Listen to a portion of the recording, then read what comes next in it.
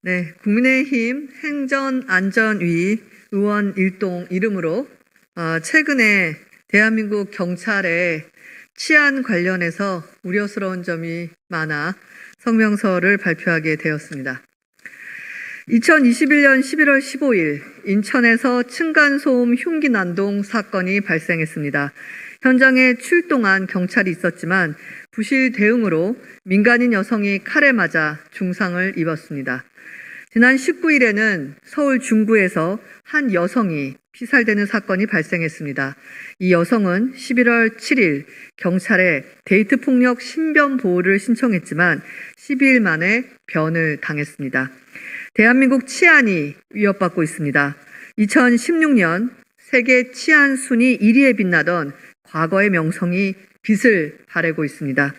대한민국 경찰청장은 소극적이고 미흡한 현장 대응으로 범죄 피해를 막지 못했다며 사과하기에 이르렀고 국민들의 실망과 분노는 치솟아 올랐습니다.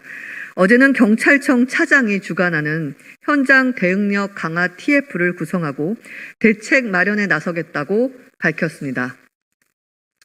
경찰은 사고가 터지면 대국민 사과를 하는 조직이 아닙니다. 경찰은 사고가 터지면 대책을 마련하는 조직도 아닙니다. 경찰은 사고와 범죄를 예방하고 국민의 생명과 안전, 재산을 지키는 조직입니다.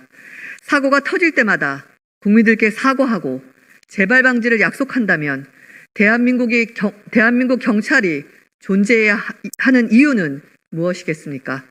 특히 인천 흉기난동 사건 때 현장을 이탈한 순경은 테이저건 한 번 못 써본 것으로 드러났습니다. 해당 순경이 속한 기수 2,400명 중 상당수는 중앙경찰학교 교육과정에서 테이저건 사격 훈련을 받지 못했다라는 관계자 진술로 충격을 더해주고 있습니다. 심지어 중앙경찰학교장이 긴급 대책회의에서 테이저건 훈련을 많이 할 수 있게 해달라고 요청한 것으로 전해졌습니다. 정말 코미디가 아닐 수 없습니다.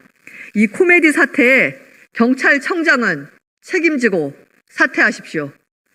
국민들은 더 이상 김창룡 경찰에 대한민국의 안녕을 맡길 수가 없습니다. 박원순 전 서울시장 성추행 의혹 문개기, 이용구 전 법무차관의 택시기사 폭행 사건 초응대응 실패, 은수미 성남시장 부정채용 사건 셀프 수사 배당, 대장동 사건 FIU 초등수사 실패, 이것이 지난 5년 문재인 정부 경찰의 민낯입니다. 이뿐만이 아닙니다. 재인 산성까지 쌓으며 각종 핑계로 집회의 자유를 억압하고 소상공인, 자영업자들의 평화적 1인 차량 시위를 가로막고 대거 경찰 병력이 출동해 추모를 위한 분향소 설치를 진압하면서 민주노총 권력에 도로와 인도를 모두 내어주는 문재인 정부의 경찰이었습니다. 권력에 아부하고 권력의 시녀로 전락한 경찰을 대한민국 국민은 더 이상 보고만 있을 수 없습니다. 경찰은 권력의 보검이 아닙니다. 경찰은 권력의 친위대가 아닙니다. 경찰이 지켜야 할 것은 권력이 아니라 대한민국 국민이라는 것을 분명히 해야 할 것입니다.